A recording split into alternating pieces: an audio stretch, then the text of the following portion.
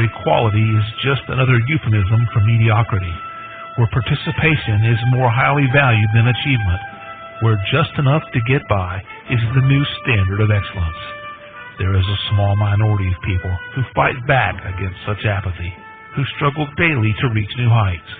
These brave few are the hope for the future, the bright shining light for the next generation. They are the ones who will lead us to the places we have never dreamed of, to the undiscovered country, to reach goals only a few can even begin to imagine. Unfortunately, none of those people could be here tonight, so kick back and relax. Prepare yourself for several hours of fun, friendship, fascinating conversation, and fabulous music. All those F's, that's an alliteration and kind of a radio trick. Speaking of radio, you're listening to the most popular radio station in the history of broadcast radio, at least among stations that originate from Chris's living room. It's Curious Times. Your host is a curious listener. Here she is, Chris. All righty. Hello, everybody. Welcome to Curious Times. It is Monday night, January 7th. So I guess this is like the first full week, yes? First full week of 2019, 2019, 2019er. And I guess it's the 7th day, so tomorrow's beginning of the next one. Tomorrow, Melissa Bruce is here. Kathleen is here Wednesday. Thursday off. Friday, I'm not sure. Silva may or may not be here. But if she's not here then, she'll be here. Oh. How did that happen? How did I do that? How did I do that? Yes. 4th, okay. I hope that I didn't mess that up. Anyway, Salva may be moving to Sunday, one Sunday a month, which would be like the 4th or the last, and they're mostly the same, but not always. And so, howdy, howdy, Mary Margaret. Anyway, Dianna Monroe is here tonight. Yay! Paranormal. Healer, psychic, paranormal investigator, past life regression specialist. So yeah, I remember when we did that a couple of times on the show. Hey, speaking of, I wonder where Diane is. I hope everything's okay with Diane in Canada. Maybe she got herself a hot date. Yeah, that'd be awesome. Some rich dude. That'd be good. That'd be good. Anyway. And a healer, I remember though that we did do a really cool show, Diana really did, and did past life regression. That was good. And anyways, I think that we're at www.psychicfrontier.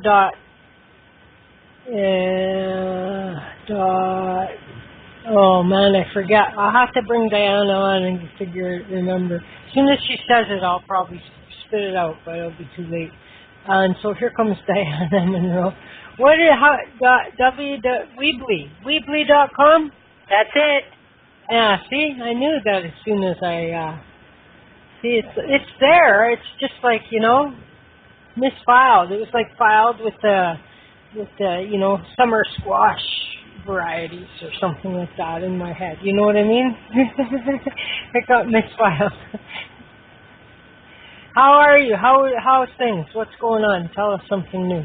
Well, I tell you what, a lot of people don't like talking about the weather, but I've been so excited about the weather here. It was like a low 60s Fahrenheit here yesterday. Nice. Which is just next to unheard of for this part of the world. Sometimes it's 0 for a while, January and February. So to be that warm, it was just fascinating. I'm still kind of high on it. It's supposed to get colder in the next few days, but it's still not supposed to be that brutal stuff that I've been. So I've been quite happy just about my environment with the weather. Quite nice. Well, I know, but it just means there's more swift, radical changes, I think, to the weather, right? That are becoming more. I don't know. Season, I go to one of those sites where, you can do an extended look, where they guess like 3 months in advance. Yeah. And the weather here despite reports I'd heard in the mainstream media, the winter here just didn't look all that bad. Yeah, it's going to get cold. There'll be some more snow, but it just didn't look horrible like it has been some in recent years. Yeah, well, I'd say it's like right now it's minus 16 Celsius, and it's a bit of a wind there, so there's probably some, which actually means maybe 3 degrees Fahrenheit. Oh my God. And it's be minus 20ish or something overnight. We get near freezing on Saturday theoretically. So that's good. It doesn't look like things get about decent Friday, minus 7 Celsius. So yeah, not so bad for January, but like won't be probably more than a couple of weeks, and we'll be like minus 30. You know what I mean? It's seriously cold. Yeah, that's seriously cold. I think around minus 30 is where Fahrenheit and Celsius start to catch up, somewhere in the minus 30s, you know? I hate when it gets that cold. I'm not drinking my tea properly, apparently.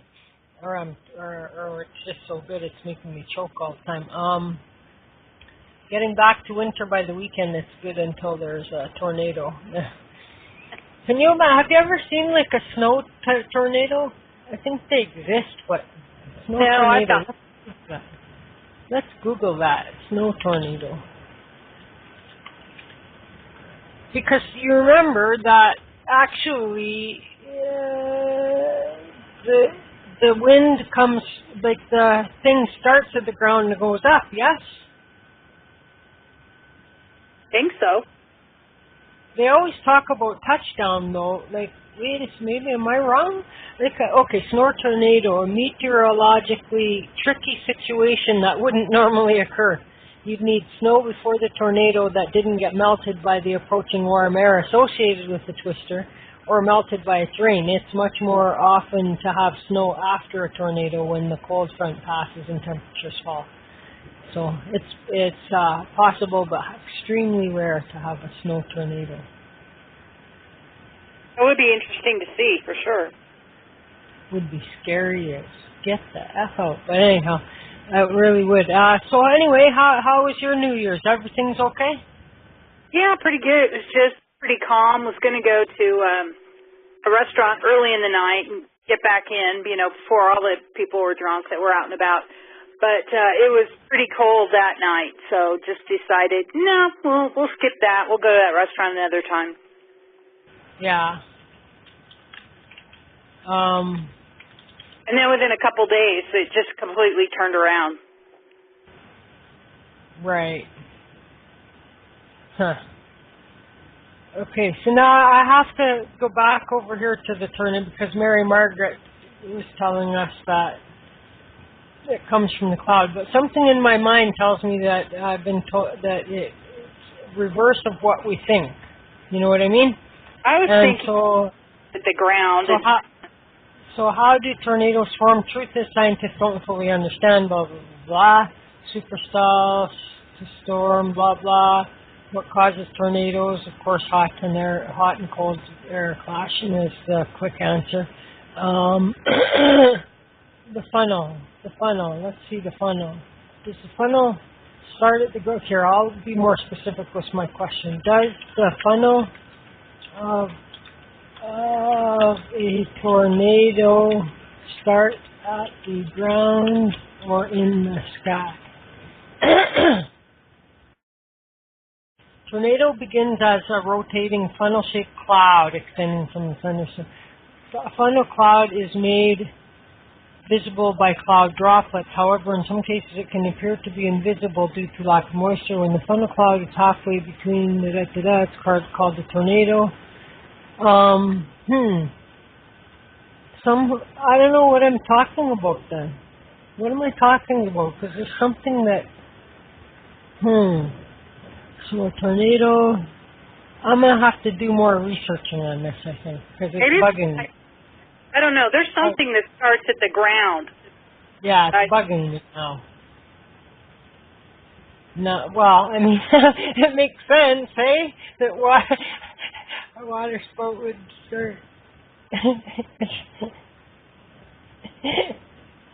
And, maybe. I don't know. I don't know what I'm thinking, but anyway. Is somebody trying to push one on their phone to tell us the answer? Maybe? No. I thought I heard someone pushing their one button. Or one button. Anyway, enough of that. So what do we got on the hopper today? Well, we had talked one time about talking about astral travel. Were you still up for that? Yeah, actually, interesting that you're here. Give me a second to go back to this thing last night, because I thought about you last night, so which is to say, okay, how do I...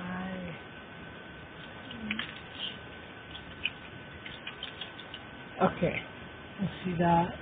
There's a YouTube, yes, it's perfect. Okay. So now, and this could segue in, okay? This could segue in. But you've been trained in the Silva Method, yeah? Yes. So you should know this stuff about how to enter alpha level of mind immediately. In other words, people can get there the long way by doing their relaxation exercises, etc., right? Mm-hmm. But then, and as you do that and become good at, then you can like mark it in your mind so that it can become instant whenever you want it to. Yes? Yeah, they show you a short too. Yeah. Okay, and so alpha level, somewhere in there is also pretty close to, in other words, you're in your higher mind or something then, yes? Yeah, I don't remember exactly how they taught it, called it. But I mean, when you're in the alpha state, right, that's more of the higher... Yeah, more kind of in psychology it would be the superconscious. Yeah, okay. Not the waking mind, but it's above that in terms of, what you see, what you're aware of, and the calm state. Right. And so that is all that. So that when you're there, and if you're able to, purposefully get there and then maintain that alpha state, right, for a period of time, then there's various things you can do while you're in the alpha state, right? Right. And one of which could be, at the very least, meditating. But during meditation, some people will say that they're astral traveling. You know what I mean? Mm-hmm. So in terms of astral travel, do you have any idea what state of mind do you have when you're astral traveling? Are you fully, is that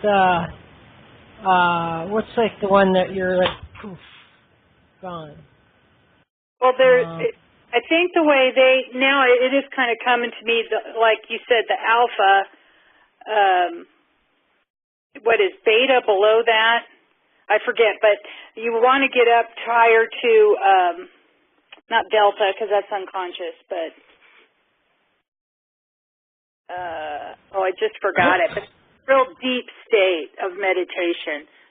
Right. But I can't remember what the name of that was because we don't get into it that often. It's kind of like that state you're in right before you fall asleep or when you first wake up during the day, and it's that kind of gentle wakefulness. You wake up on your own. Right. Yeah. Yeah, like you haven't been blasted out by somebody, the radio blitzing on that loud. Right. You're just at that much higher state of awareness. Interesting.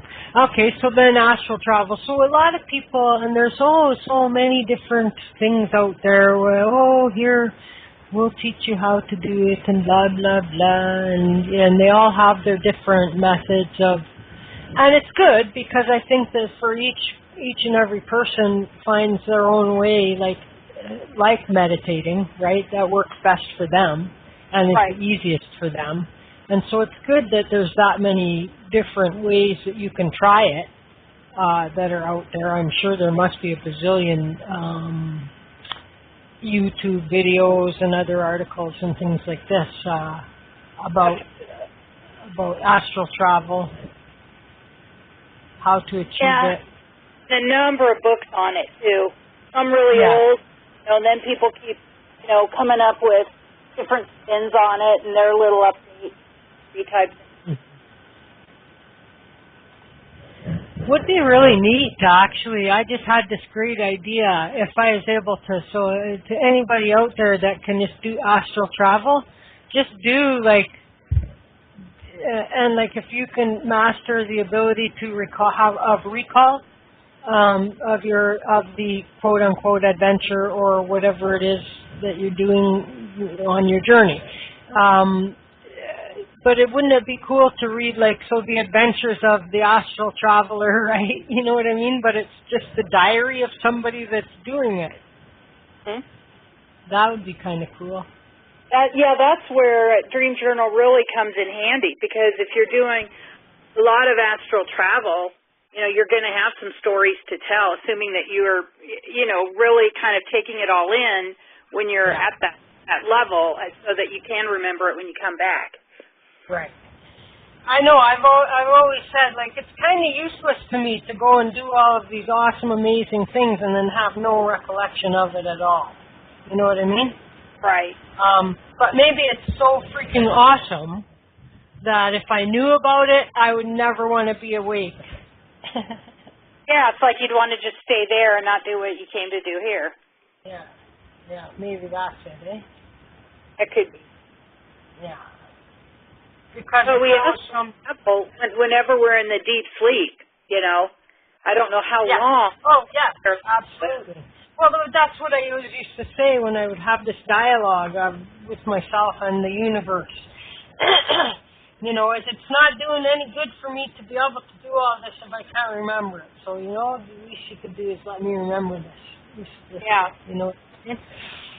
And but there are times when I have to admit that if I was having these so amazing adventures in quote unquote dreamland, but which is slightly different in my opinion than astral traveling, although one I think can get there through the sleep state unintentionally, in terms of their lower consciousness, you know what I mean? They're not intending to, it's not like when they go to sleep they're saying, okay, I love to astral travel, right? But I think that you can get there through sleep. And then you are really focused on that. I think you can condition to yourself so that more times than not, hey, okay, tonight I'm going to astral travel, I'm going to remember it. You have more vivid episodes. Mm-hmm.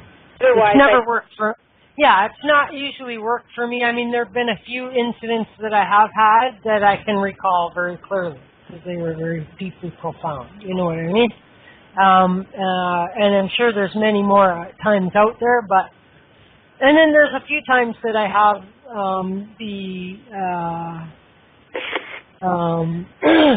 which are those dreams that you can, you're dreaming and you can kind of control it. I'm not able to pull the words out of my head right now tonight. I know what you're talking about, and I'm also having a brain fart on the word. Thank you, Amy. Lucid dreaming. You know what I mean? Sometimes not so far off of each other, maybe. What do you think? Astral travel versus lucid dreaming. Oh, I don't know if I've really thought about it before. I guess to me, in lucid dreaming, we are more completely driving the show, or at least it seems like we are. Mm-hmm.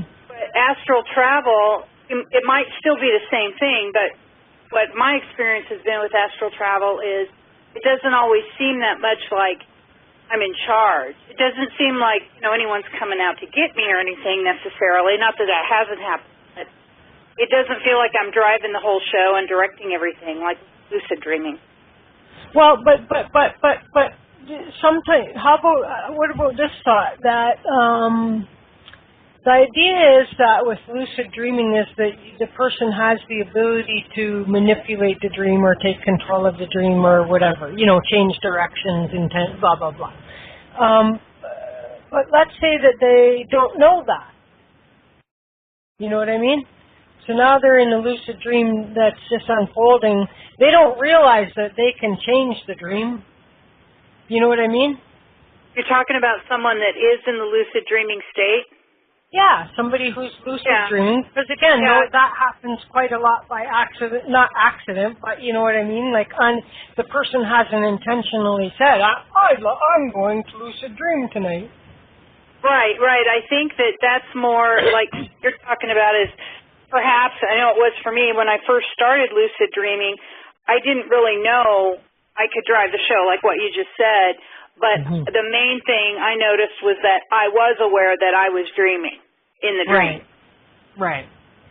And then I think it's there. And for you then, now, see, for me, most dreams and almost every, I'm just trying to scan my memory here, that each of my, what I think were astral events, that are all first person. You know what I mean? So I've never seen me in it. I'm seeing through my eyes. And so I don't have that thing to distinguish it. You know what I mean? Like, that seems to be the same no matter what for me. But for you, like, if you're astral traveling or if you're dreaming or if you're lucid dreaming, like, do you ever notice, are you like watching yourself or are you yourself? I've experienced it both ways. Yeah. Interesting. See, I don't believe that I have any recollection of any time that I've ever had any kind of dream or experience where I'm looking at myself. Except for that, I was doing some work with trying to, go through sort of like, in other words, be at the ceiling of the room and look down. And I managed that a couple of times, but that's completely different to me, than lucid dreaming or astral travel and stuff like that. So always first person. I've never ever seen myself in a dream or an astral event, except for the time that I met my younger me and I think my older me was there too, and then the me. Yeah, and then the me. And so I saw the little me, but it wasn't like that it was told to me that was the little me. You know what I mean? Like, I just know that now. And, but never seeing myself as now, as now is what I mean. You know what I mean? Yeah. So that's not. I'm always looking through my own eyeballs in my dreams or in my journeys. Yeah, I've seen it both ways, and I don't know. Sometimes I wonder how we can get more truth of the astral travel when it might be the same for everybody, but we all perceive it differently at different times in our lives. Especially if you've been working with your dreams or you haven't at all, have different contrasting experiences. Right. Yeah, interesting. So now, do you possess then the ability to just on demand go and astral travel or lucid dream? It depends. The lucid dreaming I've not been as disciplined about. The astral travel I've experienced a little more, I think, just because I have taken the Silva Method, I don't know, 3 or 4 times probably. And that's not that I am really strict about practicing it. I'm not, but some of that stuff does stick with you because it's like a 2.5-day class. And then I'm usually doing it for quite a while after the class, too. Now let's just wonder out loud about, as I often do,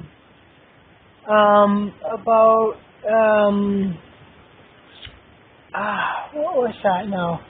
It was just a me. Okay, let me think on this for a second. Okay, it's very closely aligned to all of this, and now I'm like, forgot. I'm having a challenge with my words here tonight. Unbelievable. I'll come to it later. I guess it'll come to me again. I'll write it down this time. Stupid. I should just write everything down anymore. You know what I mean? Then I won't forget it. Yeah, I'm kind of you can get so many different ideas coming at you. There it is. I got it back. Okay. So now let's wonder out loud about. Okay, let's talk about remote viewing then, and then how is remote viewing different than astral traveling, or are you doing a form of astral traveling by remote viewing? It's interesting to me, that question. Yeah, and I'm not really sure what the answer is. I can only go by my subjective experiences. To me, I've done quite a bit of remote viewing. To me, it doesn't feel quite the same as astral travel, and it may very well be. It's just that I'm not, I haven't put all the pieces together yet, in terms of really getting in some more astral travel trips that I remember, and then it helps, too, to record them to make sense, even more so than just, you're talking about dreams for dreams, recording that. I think astral travel, even though you could be dreaming while you're doing that, or you perceive that experience as a dream, I think astral travel, at least when you're aware of it, seems to be more powerful than just a dream you might have and remember. Yeah. I mean, in the remote viewing, I would tend to agree with you, although I'm wondering if it's sort of like a subcategory of, because I'm not entirely sure how, because when it's happened to me, it hasn't been intentional, you know what I mean? It's just happened. And like anything else that I've ever had the awesome privilege of experiencing, it just happens. It's not that I'm like, anytime I work too hard to make something work, it goes the opposite, right? So it's like when I least expect it, then I get to have a little glimpse of this metaphysical, kind of thing, and so. I haven't ever been able to, intentionally, at this moment now, at this moment now, it would be more challenging for me to, remote view you or your house or where you're sitting, you know what I mean? Than when it, this one time I was on my show and it was with a caller and I was going to send Reiki to his dog. And I was sending Reiki to his dog, my eyes were closed, and all of a sudden, I saw the dog laying in front of a couch and on a coffee table, and I saw the little dining area over there on that, and blah blah. And so then the next time I talked to that guy, I said, hey, I think that I saw your real dog, and you're when I was sending Reiki. And I just, described what I said, and he goes yes, you're describing my apartment perfectly, Yeah, and I'm astral travel and remote viewing could be one and the same thing. I guess what I've noticed, and I'm at least coming from the perspective of I'm going to do some remote viewing, or I see something and I sense I'm remote, I call it or not. To me, instead of feeling like I'm necessarily there, more like I do with the astral travel, I feel more like I'm kind of watching it on the big screen, or like I'm above all of the events, kind of peeking in, fly on the wall type of thing. But like I said, it could all be the same type of thing. I think it would be difficult for someone that's psychic who receives their information and their guidance via pictures or things that they see in their field, in their inner mind or third eye mind or whatever. And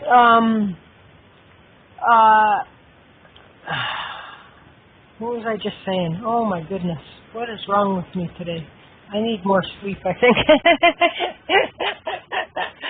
this boom, this is just like after my head injury is how I am right now. That's crazy. Get partway through a sentence and I forget what I'm talking about. What in the hell? Time to book off to the Green Acres or whatever. Time to go to the pasture for me. Anyway, I don't know what's up. Let's take a break, okay? Okay. All right, let's do that. Let's find. That's crazy. I don't have to start writing notes entirely for everything. Okay, let's see. Here, let's do.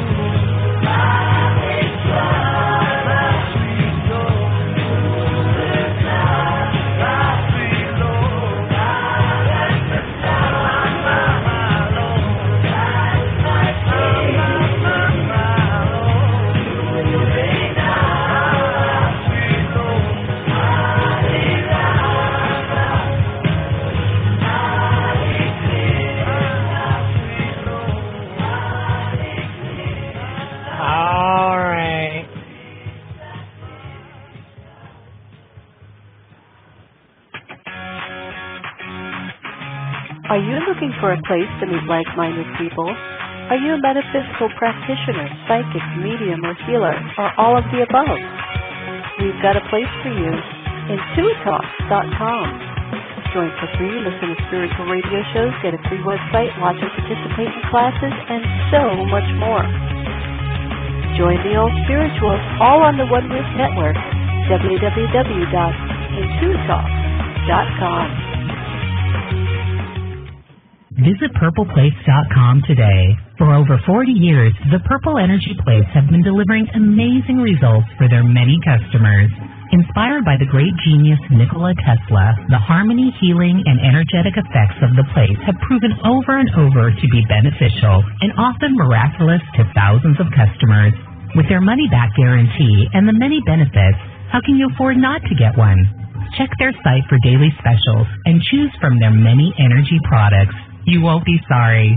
Visit them today at purpleplates.com for mind, body, and spirit. And expect a miracle. All right, we're back. Welcome back. And I do have, I've written where I was. Oh, my God. It's like the aliens are, like the mothership is hovering over my house and scrambling my brain or something. They don't want me talking. Like I feel like I'm being scrambled, if you know what I mean. But I got it.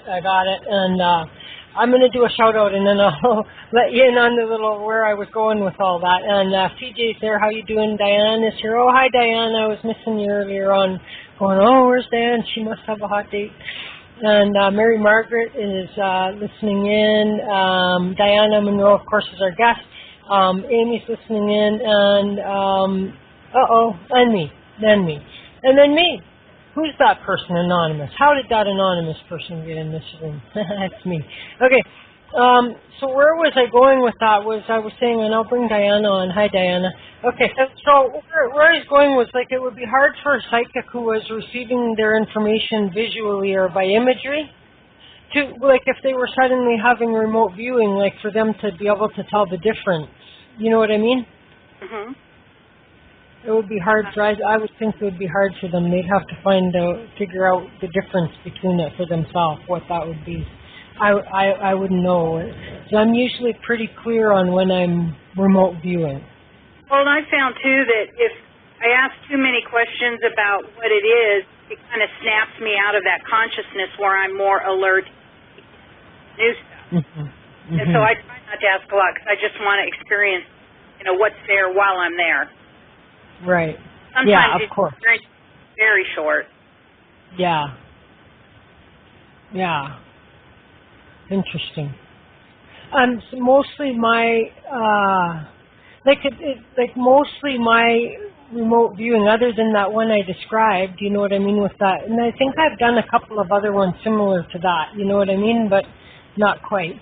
But it's just like where I see words appearing on a white background, you know what I mean? Mm-hmm. As though they're being teletyped or something like that. You know what I mean? Like a telegraph or something like that. And when I get those, I usually will receive an email for somebody that's saying something very similar to what I've just read, like what I was seeing in that, And usually it's when I'm dreaming too. You know what I mean? Mm-hmm. But it's like very clear.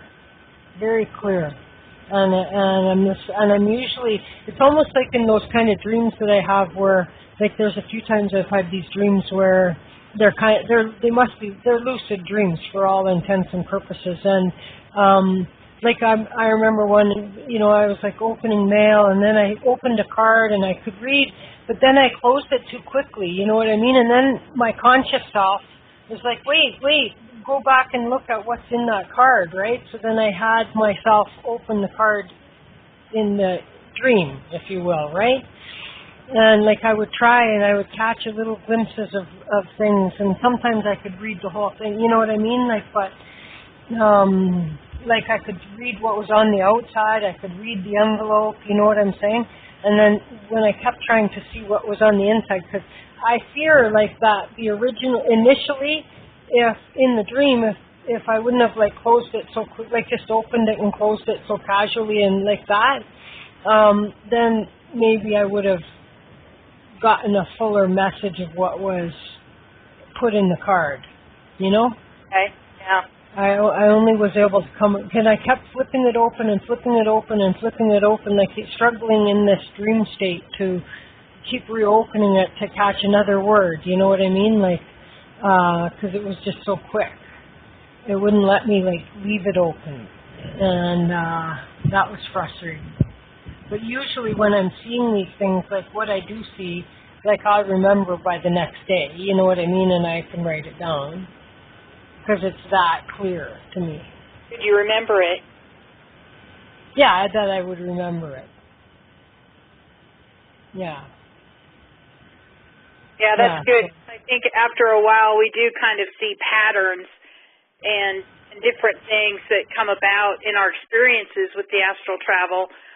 And sometimes it's interesting to talk to other people about it, but I just think we all have our own kind of ciphering. Like, I suppose if we were an experimenting and like loyally experimenting group. Me, I don't have a proper sleep pattern, so it'd be difficult for me to do this, right? But those people that sleep during normal sleep time for most people, they should, you know, who know each other through even this show, you know, should all like pick a place. Where's that place? It doesn't matter, right? Is it the beach? Is it a deserted island that's all full of lush fruit and everything that you need? Or is it, you know, like, where is this place? And then everybody, like, astrals to there and free vacation. You know what I mean? Free vacation. It would be kind of interesting. Like, I wonder if there's places out there that are like cafes, like Astral Travel Cafe. There's the name of a good Astral Travel Cafe. I'd go eat there. You? Yeah. See, Astral Travel Cafe.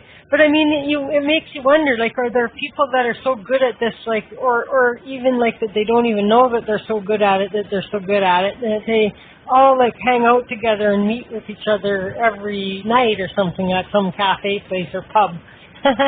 You know, like, okay, I'm going to a pub. I'd rather go to a pub and throw darts and drink pints, especially when the beer's going to be free. And I won't have a hangover. Hangover free and money free drinking and darts. That would be great fun. But it would be, you know, have you ever heard of a group of people working towards like me? Like, now I know of two. You know, of times where stories where two people meet up with each other in the dream world, you know? Mm-hmm. But I'm kind of thinking like a community pub crawl in the astral. That would be funny. But well, maybe we aren't even aware of it at this stage. Huh? Right. Like, maybe you can something we already... Maybe I'm just channeling what's already happening. It could very well be. You know, because our experiences are so limited in the human body, but yet we have all this other astral travel that a lot of it we don't even really remember, or it's so... or we haven't figured it out just because we're not there for very long, or we experience something so, you know, mystifying that we can't really comprehend it. It's kind of beyond our human understanding. I've experienced that in astral travel. I'd come back and I'd think, okay, that felt really fantastic and different, and I wish I could make sense of it, but I can't. Right. Yeah. Yeah. But I think that like if people were consciously now setting their intentions, you know what I mean? Then that might be different. Yeah. I'm already seeing your Astral Travel Cafe. It looks pretty cool. I hope we do all meet out there. Like we might have. Look for Chris's Astral Cafe, you know what I mean? Just call it Astral Cafe, yeah. Doesn't have to be called Astral Travel Cafe. It can be just called Astral Cafe. Good. Chris's Astral Cafe. Everybody set your intentions to go and party up with everyone, and then like take note if you have, and then ask if you can have recollection of it. You know, I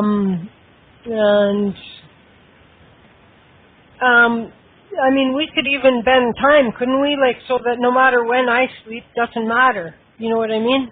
Even if you did your sleeping last night, if I don't do mine until tomorrow afternoon, I'm still going to be joining you there live. You know what I mean? Through some trick of because we forget, time is that man-made creation, so we can experience it on different levels, even if it doesn't really make sense with our space-time concept right now. Right. Yeah. It would be interesting to see if anybody would. And so do that, anybody who wants to, and don't do it if you don't want to, but if you do it and you have any kind of recollection or experience while doing that, take notes and then make sure to take notes and then call in one time and let us know. Right? Yeah, that'd be fun. Yeah, that would be fun. It would be very fun. Now, there's a couple, so Amy and Mary Margaret, are you both just listening? I'm just going to check in with them right now to see if they are just listening. Yeah, just listening. And probably Mary Margaret too, yes. Okay, so they're just listening. Okay, so now where do we go? Or shall we,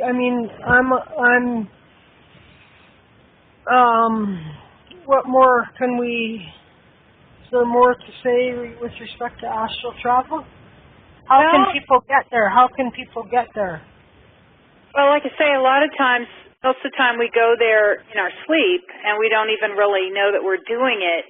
But how to more actively do it, there are, and I can't think of the names of them right now because I haven't been reading the more recent ones, but there are a number of books that have some good ideas for it. But just get on YouTube, and watch some videos, and if there's somebody that really sticks with you, see if they've got a book out there, or go to Amazon and see what books there are on astral travel that might resonate with you. Because if it feels like, oh, okay, this could help me, it probably will. If you're drawn to it, you're drawn to it for a reason. And just see if that doesn't do it. Or just set your intention. I want to be more aware of my astral travels. I want to remember them. I want to, I want to go on this expedition. Since we have so much more power than we're using, if there's something you really want to do on the astral, just state what it is. Do you want to go explore someplace? Do you want to go be a part of some rescue mission to help someone out there? It's kind of wherever you want to go with it. But just set your intent and then really put your focus with it. And, you'll be surprised sometimes at how the things come up, and you'll be even more surprised when you do some of the astral travel and you record it so you have a better chance of remembering it, how you'll go about your waking life and see, oh, wow, okay, there's kind of a correlation here. Or you get an answer from one world, posed by something you got while you were astral traveling in the other world. Right. No, that's true. What Mary Margaret's saying, like you don't have to go to another galaxy the first time. And that's true. Take little baby steps. Venture out only as far as you feel safe coming back from, And I always feel that you're safe anyway. And of course they talk about, putting the cord and blah blah blah, and some people have like a life support hose attached to them or something like that. You know what I mean? Mm-hmm. I don't get so complicated with it myself, Well, if you're really interested in it, you'll have astral travel experiences like that even when you're not actively looking for them. You don't say, tonight I'm stating my intention, I'm going to go here, whatever. You may just end up going somewhere. It may not be specifically where you wanted to go, but if you're open to it, you'll be able to explore. You'll have new experiences on that front. Mm-hmm. Mm-hmm. All you have to do is be open to it. Right. So I know one of the most powerful ones I've had, and the furthest I went, I don't even know what what galaxy or universe I was in. I hadn't asked for it, but I knew when I came out of it that it wasn't just an ordinary dream. You know, I'd actually been to this place and I experienced it. It was, like I said, it was very, very far away, very different. Nothing that I asked for, but I was really glad I experienced it. It was fascinating. It was something new. You know, something you don't do every day. Yeah. But I mean, maybe you do it every day. Well, that could be, and we just don't remember it. But this definitely felt really new, and the driver I had was really, I'm not even sure what species he was. It was almost, if you ever saw the movie Spaceballs, it was almost like the John Candy character, Mog, half man, half dog. That's kind of what this guy looked like. Right. Huh. Interesting. That's very interesting. That's very interesting. Because then you say to yourself, like, if this was just a dream, then I have an excellent imagination, right? But if it wasn't a dream, then there's dudes like that out there that look like that. Oh, yeah. You know what I mean? Yeah. And I've found, too, that the more you are open to that, the more you have those types of astral travel experiences, the more that when you're in your waking time here, you'll be perceiving more, whether and you know where your gifts are. You might be hearing more things. You have the clairaudience. You might be seeing more things if you're clairvoyant, or just that sensing. However it is that the key points of your strengths of your intuition, that's how you're going to receive the information. Right. And you'll be expanding into the other areas too, likely. So if you're not normally... So, I mean, is there, for somebody who's never tried, you know, what preparation and exercises could they try that would lead them toward a successful effort? Again, just being open to it. And then if you want to ask for it, you know, ask for it as something that you want to experience. I tend to ask for it more generally. I'd like to go to a world that's really peaceful, or go to a world where I can get information I need right now in this one. To get that kind of focusing on a specific problem, but you don't know. You know, you might be given the specific. Say you want to go do this. I get that. But I think just being open to it is the main thing. So letting it in so that you can experience that. And I'm kind of like you, Chris. I had one other thought. Away. And it's catching, hey? But, I mean, so, like, as people are trying to go to sleep, is it beneficial for them to try to do some breathing exercises, some deep relaxation type of exercises to try and get into that extremely relaxed? Well, I know it cannot hurt. That's how I was doing it when I first started. But then the more open I got to it, I didn't even need to do that necessarily, but yet then I would go to bed and then I would find that I would have some experience like that. I think, though, it's good to make a habit every night, just kind of say an extra little protection prayer to leave the body when we sleep. And, you know, just ask for your benevolent guides to be around you while you're touring or whatever it is you're doing, astral traveling. Right. I like to ask for that. You would probably agree with me that everybody probably is astral traveling, and they just really don't know. Oh, definitely. Yeah, I think we are, whether we are really aware of it or not. Yeah. I think knowing, especially if our astral travels have some purpose in terms of on assignment, if you know what I mean, right?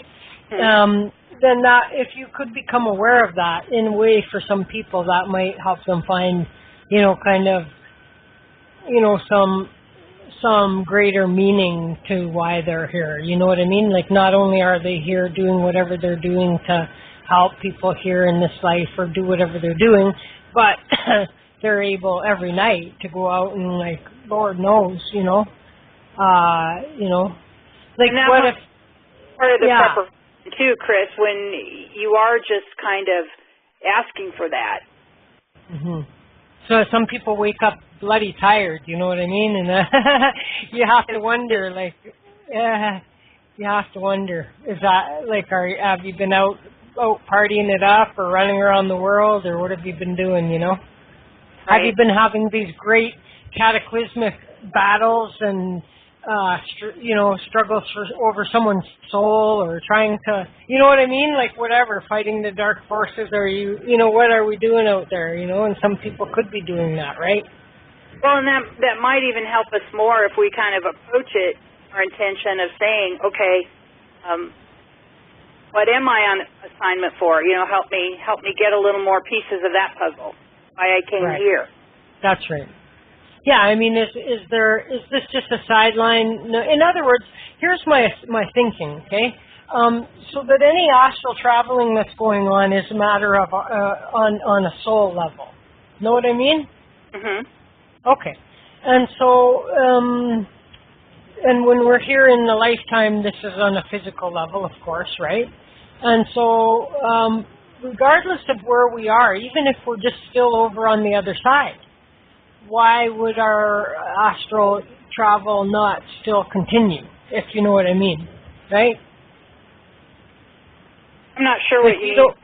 In other words, like, it's not us, the physical body, that's having this astral experience, right? Well, I know that, our spirit, our soul is going out there. We might have other parts of our bodies. I think we have more energetic bodies that are a part of us than we're even aware of. Right. I think some of those are out with us too. But not this physical body like that we have, right. Like I'm just saying. And so that, now each lifetime we come here, if you believe in multiple lifetimes, then we're a different person, right? For the purpose of this lifetime, we're playing a different part.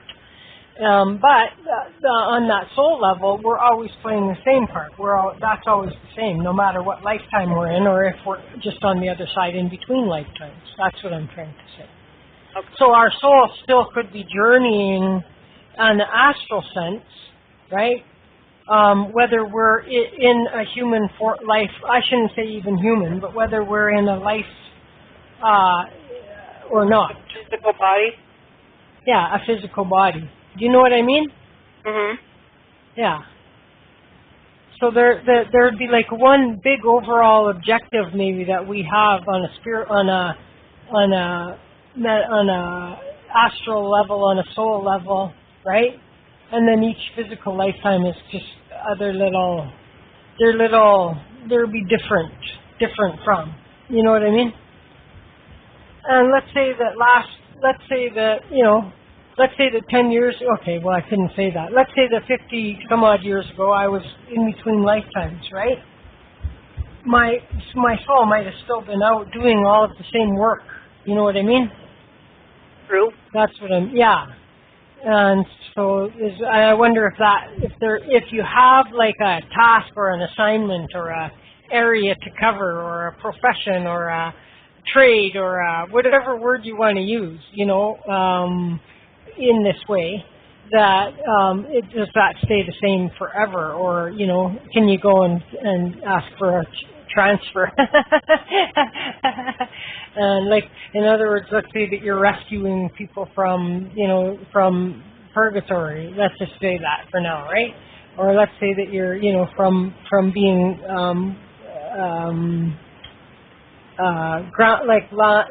oh my God, I can't. Are you kidding me right now? Earthbound. Holy crap! Just the simplest things are eluding me today. I think the cell towers have cranked up. Like just rescue the earthbounds or whatever, right? Could be an occupation, a spiritual occupation. You know what I mean? One that you perform. Your ether self or whatever, your soul level self performs those things in your off time, Mm-hmm. And maybe even while you're filing at work, maybe you're still. How do we know we're not off doing something? You ever caught yourself like when you've been doing a mundane task and you just kind of like really zoned out? Oh, yeah. And you finished it, but you just like totally like zoned out and you don't even know what the hell. How did I finished? I'm done? Yeah, you're not sure how you weren't really there. You were, but you weren't. Yeah, yeah. So maybe right there is a good example of a time that you probably... I wonder if we don't take our body with us when we're astral traveling, but it's more kind of a hologram of the body. Body, I don't know. But I've seen kind of transparent stuff before. Yeah, like the Invisible Man kind of body. They're kind of the apparition. It looks kind of similar to the apparition of ghosts, except it's a lot more colorful, a lot more lively. Oh, yeah? Interesting. That's it. That's the other thing, yeah, like how would we recognize each other? We would recognize each other because we recognize each other's energy or, imprint or whatever, eh? Yeah, just like when you meet someone new and you kind of know whether you're kind of feeling a warmth from them or you just know, you don't know why, but you just have to get away from them. Mm-hmm. You just sense it. And I know some people get physical sensations, I've heard. But somehow, someone's just going to know, who you should associate with, who you should not. Mm-hmm. If you follow I think your higher self does, right? It's only us down here on the human, mere mortal level that... Right, but I'm talking about more when you're astral traveling. I think it's a little bit easier to not filter out that message, or to be distracted by other messages. I think you do go more by the intuition. I think you do the right thing always. You know what I mean? When you take the human thought process out of it, then you probably do the right thing. Although there's spirits out there not so friendly either, don't always mess moves. But again, when you're setting your intention and like attracts like,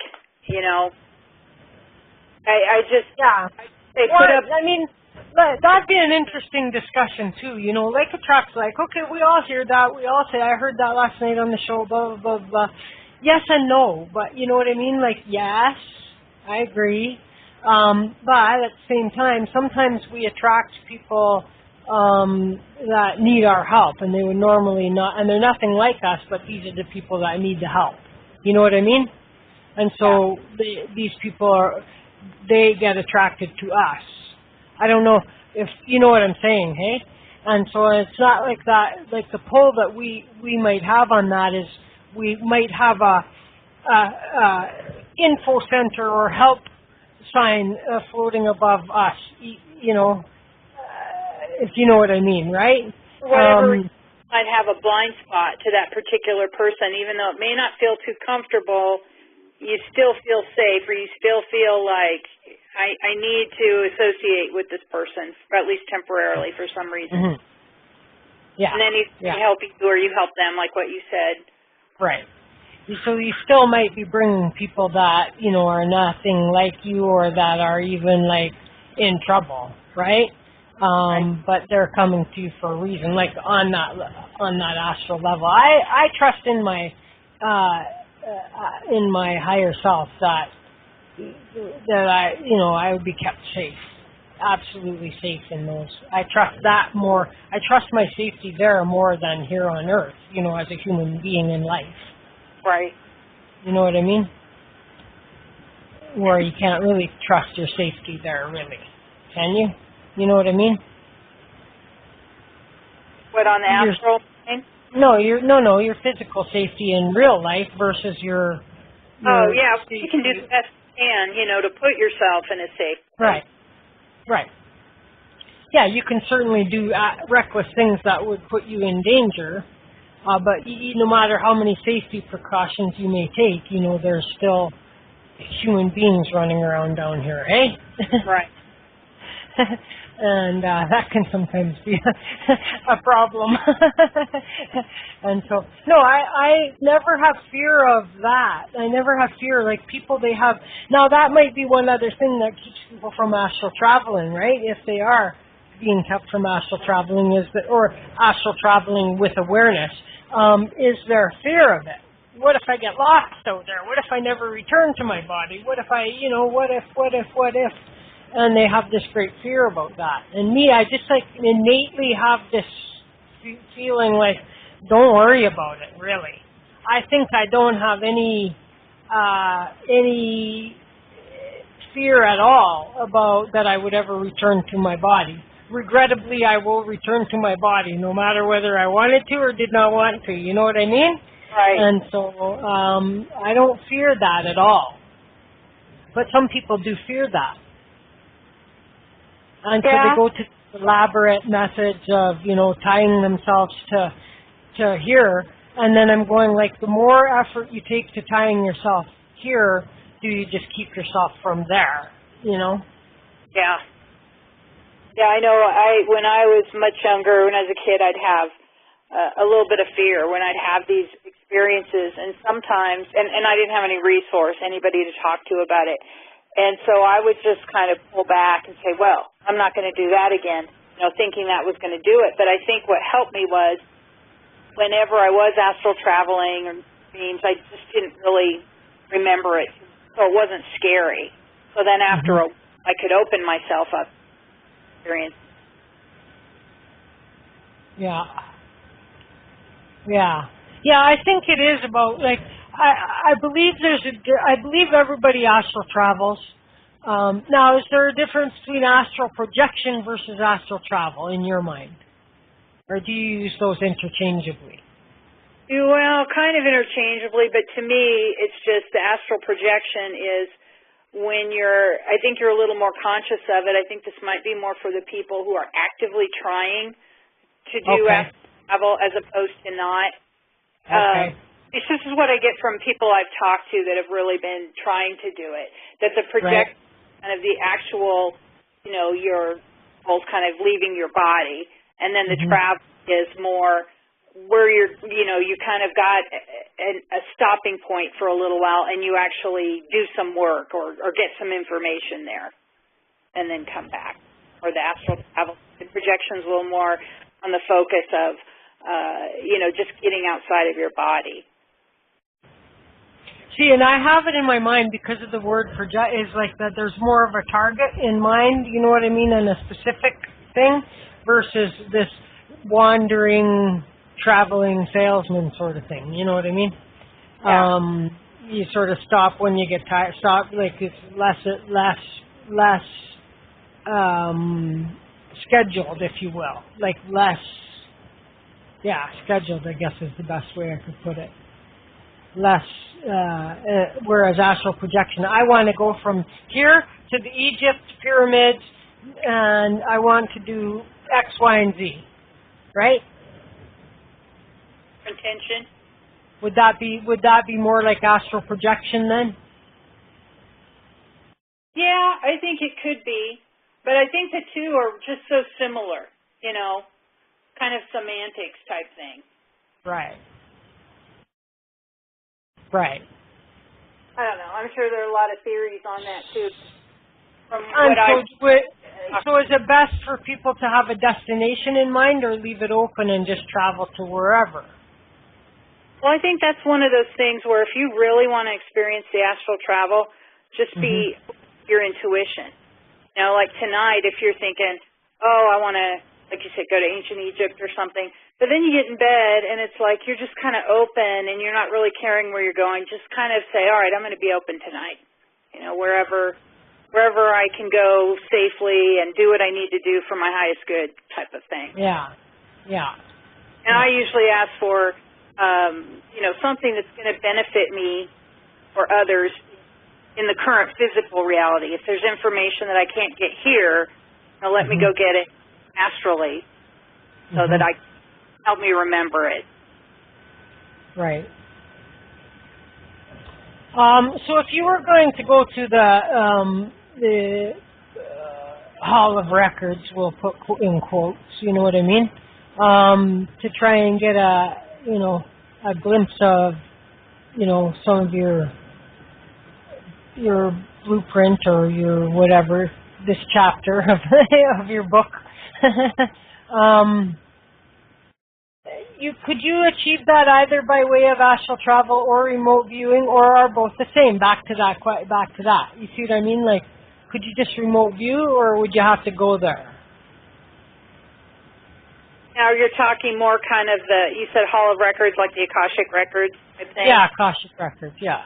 Oh, I don't know. I've read a lot of different things about that. I don't know if there's any one set answer, but to me, what I've experienced is I think you can do one or the other, because sometimes I haven't really necessarily wanted to astral travel. I don't know, maybe I just recently done it, and didn't remember it and was tired or something. So I would just ask to see it, and I would kind of see it like I do with a lot of my remote viewing. It's almost like it's on a big screen on the wall, because I'll just see kind of a white wall, and it's almost like I'm watching television when I get the information. Right. Yeah. Interesting. Free TV, people. So area code 210, are you just listening? Can you push 1 on your phone if you want to get a reading? If I don't hear anything from you, then I will assume you're just listening. 210, Texas. So they pushed 1 button. So they want to read you. You want to take a call? Sure. Okay, let's go. See if it's Pearl. Texas Pearl. Hey, hello. Howdy.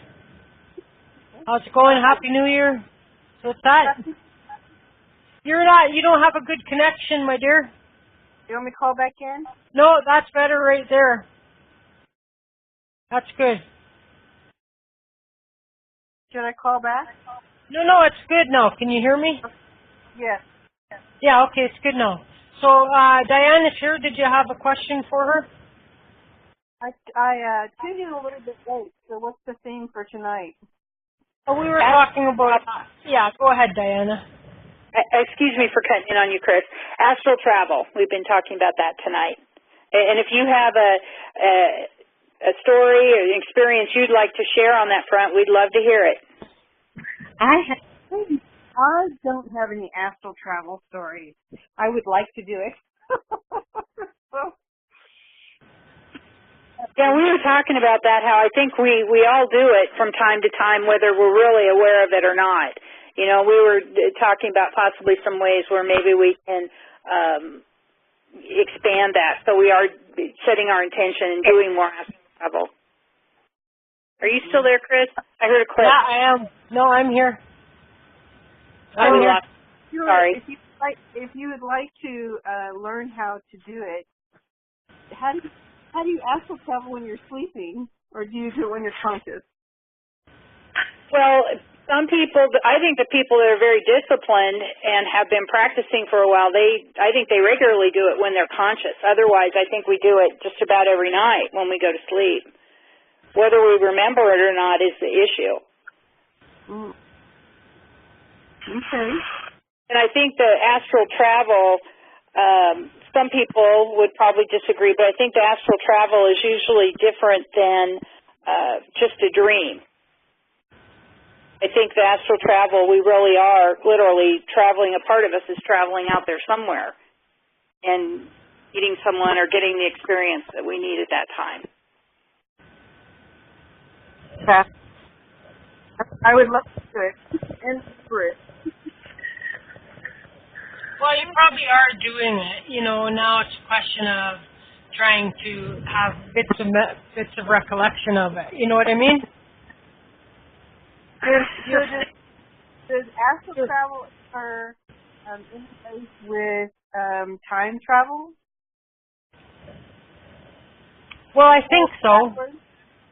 I can't see how come it wouldn't be the same thing, except for that the specific thing is you're going to a different time. Yes, I believe it's the same, although it's you know what I mean, different in that way.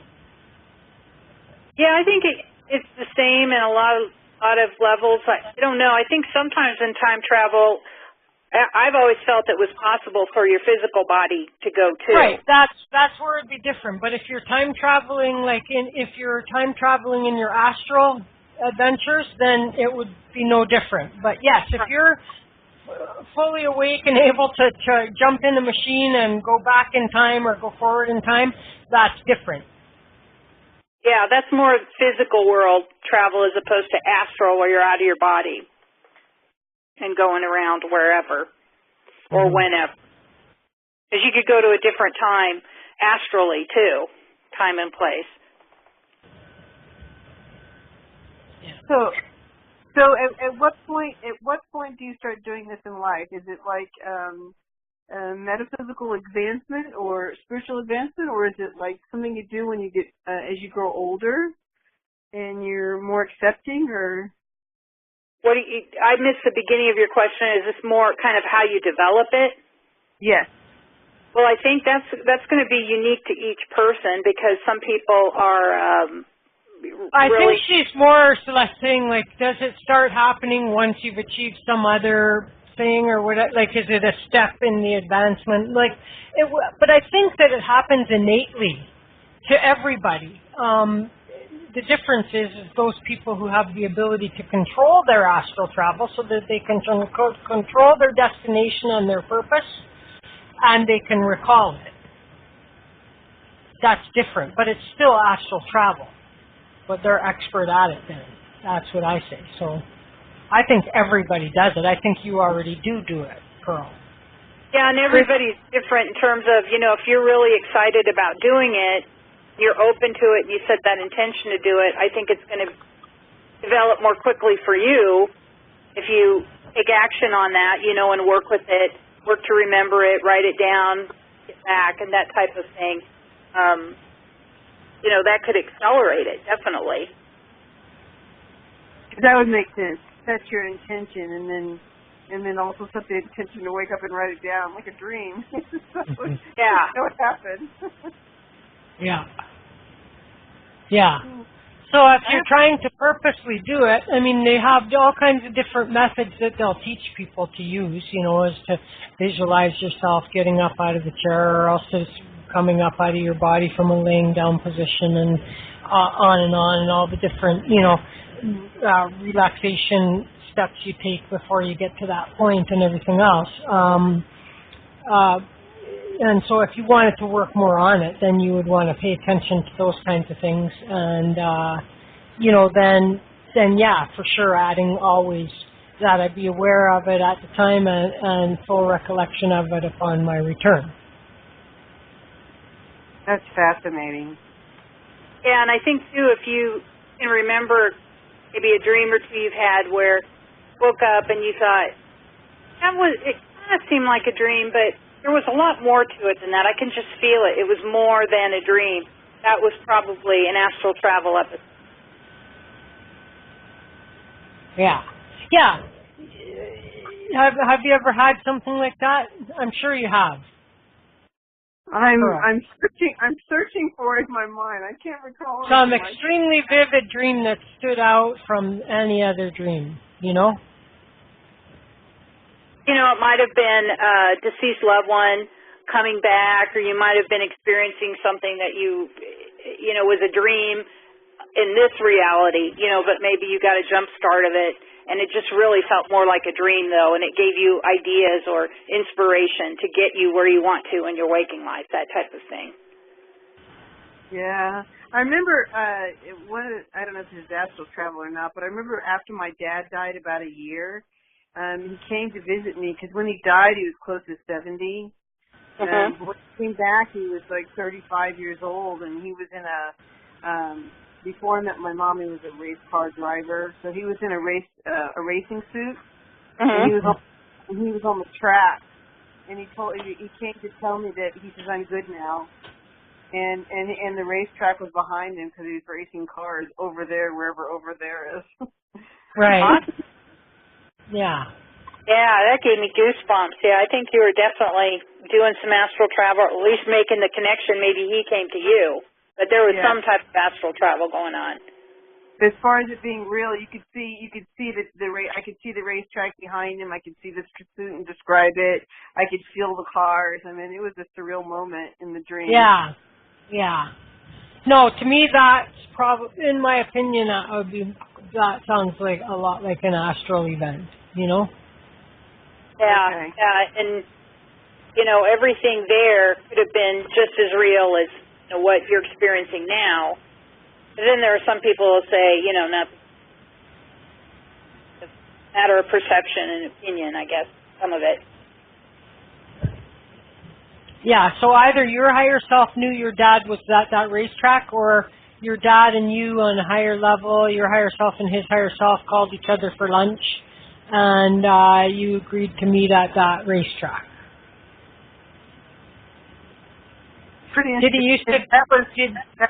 That was like 1955, 6. So, and it's just as clear to me now as it was then. Yeah, yeah. You don't forget. Yeah, yeah. Like that's the same with me on my astral events. They're very crystal clear to me. So that's why I always say, like, I've done it, and I'm sure I do it all the time. I've had the more vivid ones that I've come back with the full recollection of. But none of those times did I do that intentionally. You know what I mean? Mm-hmm. So sometimes, let me describe for you to give you an idea. I mean, other people have heard the story. I'm going to blitz through it really fast, though. And so there was a time when I was, really not having a good time. I was really upset and everything else. I had gone to bed. I always was up at 5 a.m. for work. And so I had already gotten to bed, but I couldn't sleep. So I got back up. I turned my computer on, found my crying music, and played my crying music and cried and cried and cried. And then I went, oh my gosh, I got to get up in a few hours, so I better get back to bed. So then I go back to bed, and it was after I went back to bed that I had this experience of meeting myself as a little girl wrapping her arms around me in that space where we were, me feeling it there and in my dream, if you will. So I was aware that I was in my bed, and I was also in that room, and I was feeling the emotions. I felt both there and in my bed. And so when the girl wrapped her arms, which I believe was my younger me, wrapped her arms around my legs and said thank you, and then I just was flooded with this love and warmth and like this just absolute feeling I've never had before. And I felt it there and in my bed as I laid there. I was aware of myself laying there, and I was crying because it was so moving. And so that when I woke up, my eyes were still wet and blah, blah, blah. And I believe like that the universe or my guides, my God, angels, whoever, could see that I wasn't in a good place, and they decided that might be a good time to put me together with my younger self. And then off in the darkness of this room, there was another woman, and this woman says to the little girl, I think this is the woman that you have something for, right? And that's when the little girl threw her arms around my legs. And so I believe that the woman in the darkness there was the older me. Very interesting. But it was every bit of real as there could be, you know what I mean? And way not a dream. Way not a dream. So that was not something that could ever be confused with a dream. It was that deeply profound. And the physical sensations I felt both in that space and in my bed. You know what I mean? I felt it in both places. So you had some kind of location going on. You felt there in two places simultaneously? Yeah, I mean, call it what you will. Call it what you will. I don't believe my physical self was necessarily there. Okay. You know what I mean? I can't say because I always see out of my own eyes. So but you were aware of both worlds simultaneously, yeah. right? Oh, okay. Yes. It was just very, very, very profound. You know what I mean? And so, not a dream at all. not a dream. And so there is talk about the time and the time. There's me as a little girl, me as my, maybe 40-something-year-old, young 40-year-old. And then me as this older woman off in maybe a 50, maybe I was my age now, or maybe I was even older, But an older me was and this older me was the person maybe that caused this all to happen. It's like there was a decision made on some level that I needed to have my little girl me, throw some love on me or something like that. You know what I mean? Yeah, that's pretty cool. Yeah, it wasn't I didn't decide to go astral travel and meet myself. It just happened. So that, and nothing is impossible in this area, in my opinion. Because we can continue to restrict ourselves to what's possible and impossible on this earth, And so we have to understand that, so in that case, you met your dad. He was out of a different age. I don't know at what age were you. You were at this car track thing. You could feel the feelings. You could feel the wind from the cars going by or hear the noise of the car and all that, right? Doesn't get any realer than that. Obviously, there was a bend in the time situation, just like there was with me, right?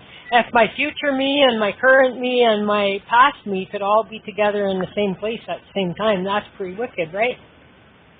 That's pretty triangular. Young, you have your young, middle, and then your older age. That's a sweet story. How could you make something like that up? You know what I mean? Who could make something like that up? That had to happen. And it was so wild. Amazing. Anyway, do you want to get a reading? Sure. You got a question? Yeah, I mean, you can try and connect with someone maybe or whatever. Try to, can you connect anyone from my mother's side is easier than my dad's side, whichever side. Either parent? Either one. I'm not sure if this woman is your mom, but I'm seeing a woman, and I'm not sure at what age I'm seeing her. I'm saying maybe 40, but she had both some gray or white hair, but also some dark hair, too. Does that sound like anyone on your mom's side of the family?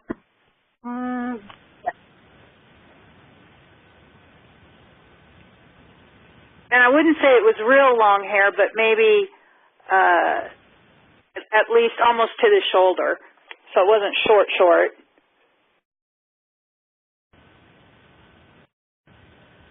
Was there a Maybelle or a Marie? No. The names I'm kind of hearing.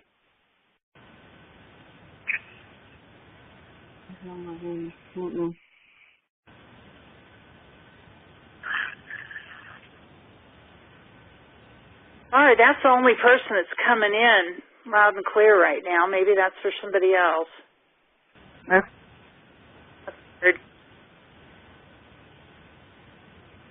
Okay. Well, thank you very much. That's the only person strongly coming through for me right now. That's fine. Thank you very much. This was a fun conversation. Thanks for calling. Thank you. Yes, thanks for calling. Take it easy. Have a good year, eh? Happy New Year. Thank you. Happy New Year, everybody. All right. Take care. Oh, and I don't know who's at 203. I've got to make this quick, 203. Let's go find out. Hello, 203. Hi, Chris. Who's that? This is Pat. It's been a long time. I used to call you years ago, and I'd always fall asleep. You remember me? Yeah. I probably have your snore on recorded. Oh no!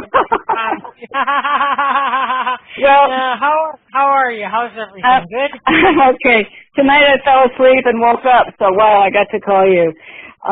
Yeah, I've been through. It's been quite a ride, and I'm finally, I think, turning a corner. I'd love to ask a question. I don't know if it can be answered or not. And give it a try. Okay, I'm about to have a healing tomorrow night with someone I recently had a healing with. This is to remove the anxiety or the fear that I've had since like age 2 or 4.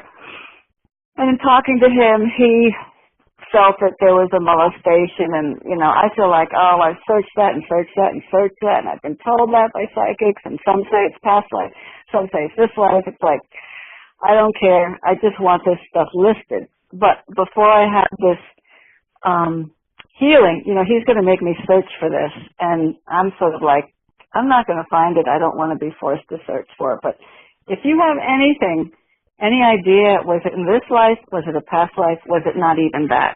I certainly had parents dysfunctional enough that caused severe issues with me, and that could be all that I need to look at. Don't know.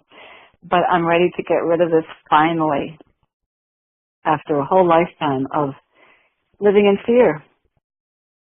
Awesome. I get the feeling if it was in this lifetime that there's been such a block on that energy because you just blocked it out to survive. Yeah. And to make sense of your life. Yeah, I've been told that too. And I get the feeling you've been fairly successful with it in terms of, really kind of, in a way, even though it's not cleared, you've made peace with it in a way. Because you separated yourself from it. Yeah. Another lifetime that was so close in time or close somehow with your soul. It was just or it might be a lifetime that maybe not so close in time, but it was close to you in terms of some of your goals and things you were doing, that type of thing. Like you might be finishing up what you started to do at some other time and place. Yeah. Whether it was another lifetime or just another part of your existence, Right. Right. And in that sense, I think I've sort of settled with it, realizing, look, it may not be this lifetime. It could be another lifetime. So, stop trying to find the answers for it, because you just... Well, if it's okay with you, if I have your permission, I've been guided to kind of do kind of a circle around you and remove whatever you don't need in terms of that issue. Is that okay if I do that? Wonderful. That's not to say that other person isn't going to help you. That person will probably, be guided to do some other things, right. that I can't. I'd be very grateful. Okay, yeah, I think I can get some of it right now. But like I said, however you dealt with it before, I think it's helped you a lot in this lifetime.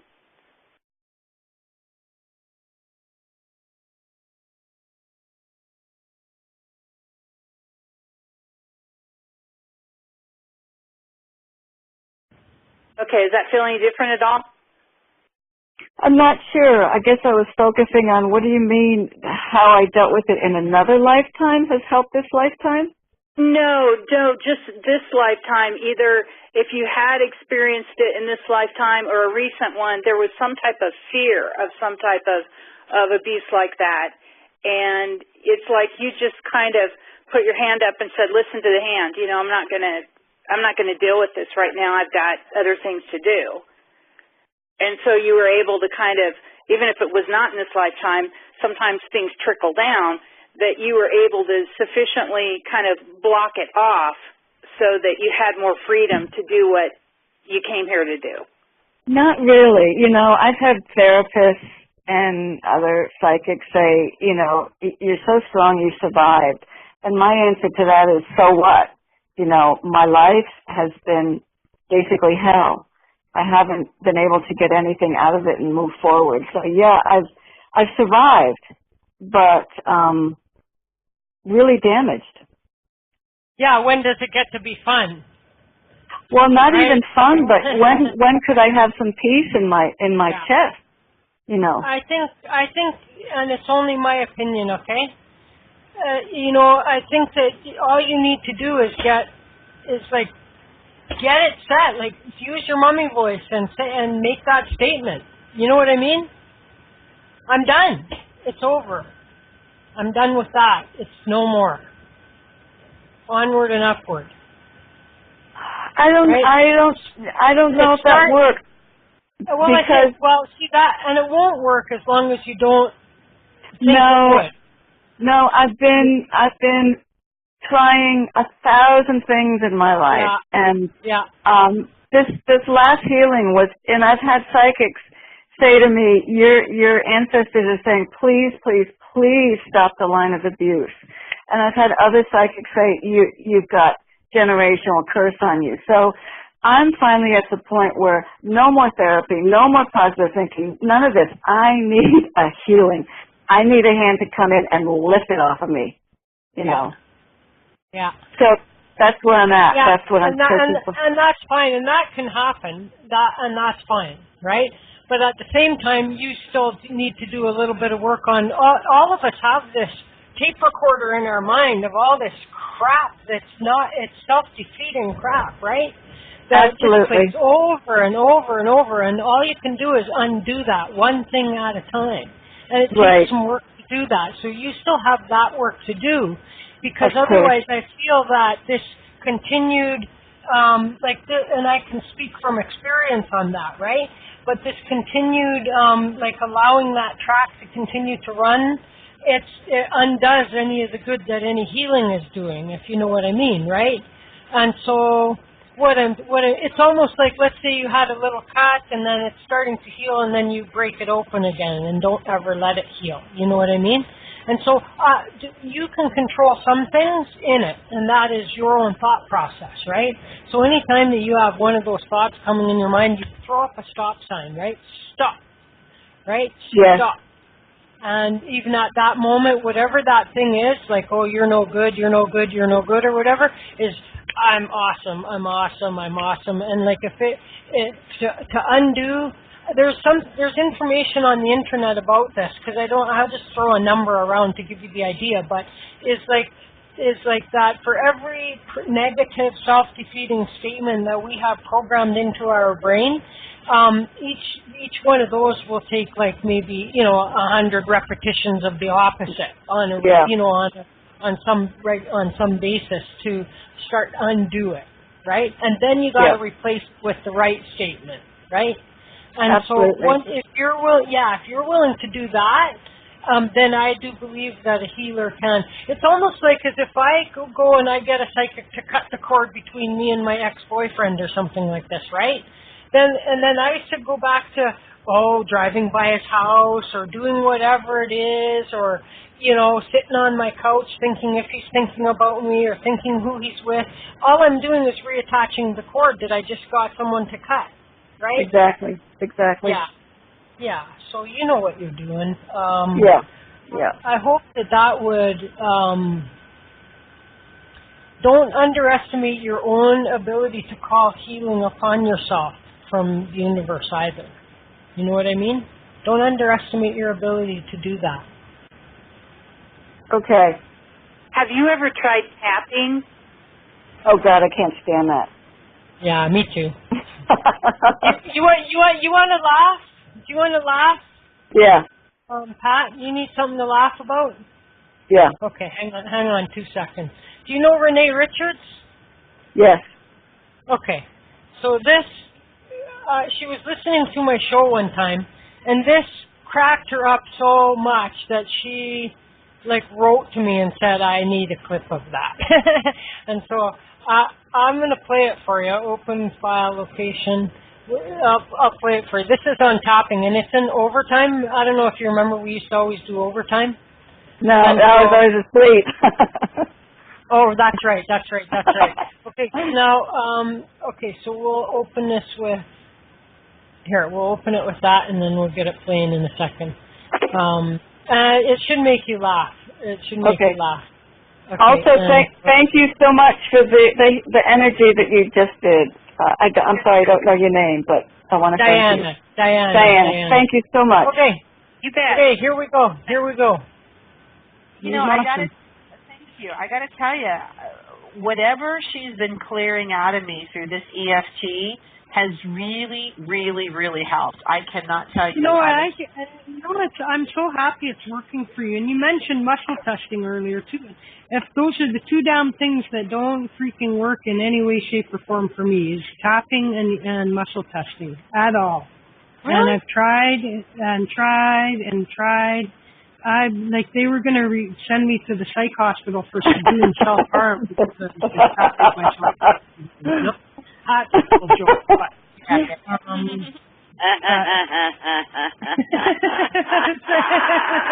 you know what? Nut job. Do you tap with somebody, or do you just work it out on your own what you need to tap? Oh, no, I do not tap with anybody. That's tapping with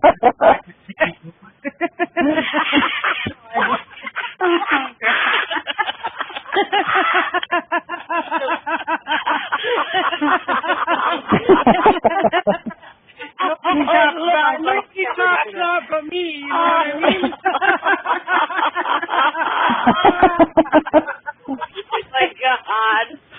That is what I was going to say is if it weren't for my girlfriend really pushing me, I wouldn't find these things that she's finding.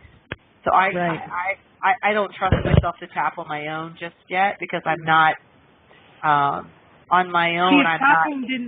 If tapping didn't involve someone else touching me, then it would be different, you know? No. You touch yourself, but she guides me through what to say and how to get there because she's intuitive herself. Gotcha. You know what I mean? Yeah. She's like, okay, top of the head, okay, eyebrow. I followed all the videos. Oh my God, this goes back like 3 years for me, you know what I mean? And like every kind of video, tap to release this, tap to that, here tap, there tap, everywhere tap. And like I've tap, everywhere tapping. And nothing really. I don't notice a damn thing at all. So there you go. That's my thoughts on tapping. So funny. Anyway, okay, I think that we lost our caller. Okay. No. She's there. She's there. Pat's still there. Okay. That's a riot, and thank you so much because I used to feel so guilty and hating it so much. Thank you. You really made me feel so much better. And yes, muscle testing too, and also the pendulum, which I love, but man, I can't do it. Yeah. I agree. There's certain things that other people are meant to be doing, and that's not for me to do, you know? And I can't discount that it works for them. Hey, whatever works for you, works for you. It's just like meditating. There's ways I can't meditate. I can't get there. It's too... I can't be on a guided meditation because I'm still waiting to hear the gate creaking, and they're already in the effing forest. You know what I mean? Like, I don't hear the birds or the bees or hear the grass blowing in the wind or any of that, I know. And so I get lost in that. So I can only ever do it on my own, you know? Yeah. And so, in my own way. Tapping takes so friggin' long. My God, you got to go through your whole body and then back again and then repeat it again. And it's like, are you kidding me?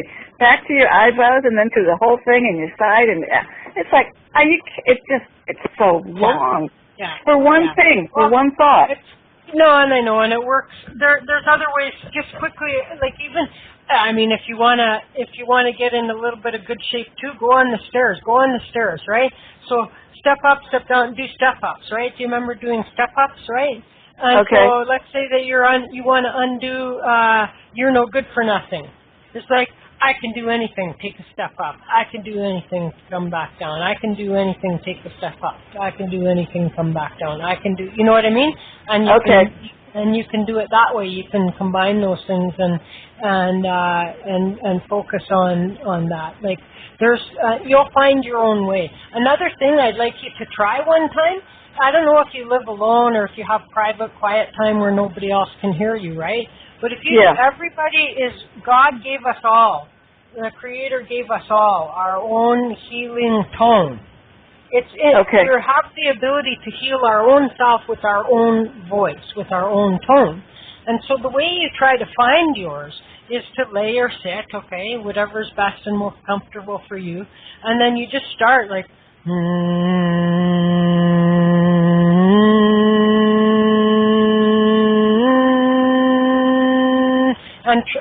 and just try, and your body will respond. And you you do one for as long as you can. Don't change it as quickly as I did, if you know what I mean, like the note or whatever. And then you'll notice, you'll find the right one when your body will respond, and you'll feel it. It's a feel. You'll know it when you feel it, right? And you can try and find your own just by doing that. And by the way, doing that anyway, whether you find your own note or whatever it is, I still believe that great healing can come from the voice, from those sounds. And so if you have the ability to try that, then do that as well. We have our own we're our own built-in healer in that way as well. Right. Yeah, I agree. Awesome. Thank you. I'm so glad I woke up. Yeah, I am too. And good luck tomorrow, Pat. I hope everything works out well for you. Thank you so much. I'll check in again. Thanks. Okay, take care, thank you. both of you. Peace too. Bye-bye. All the best in this year. So that was awesome. I muted the wrong person. I muted poor Dianna, and I left the caller open. So that's good. We'll see what happens with Pat's healing and with what you did there for her tonight. Yeah. So anyway, we are near our end here. So Dianna, you're back on the 21st of January. Yes. And you got anything exciting coming up between now and then? We've had some more people interested in our paranormal investigation. I don't know if we'll be doing a lot in the winter, but I think once it gets doing some more of that. But we were talking a lot about, just within the last week and a half, I don't know if you heard, there was some interesting night sky in New York City and in, I forget what parish, in Louisiana. Kenner was the town.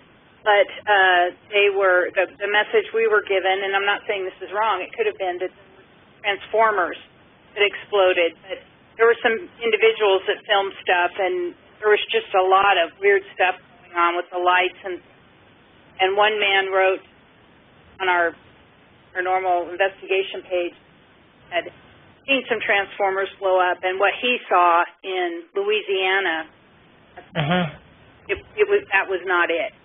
There was something else, but more people kind of came to our paranormal group, talking about that a little bit. I've not heard of any more of those incidents, and I don't know if it's something that we would, through the media hear about, but it's just through people that record their own videos.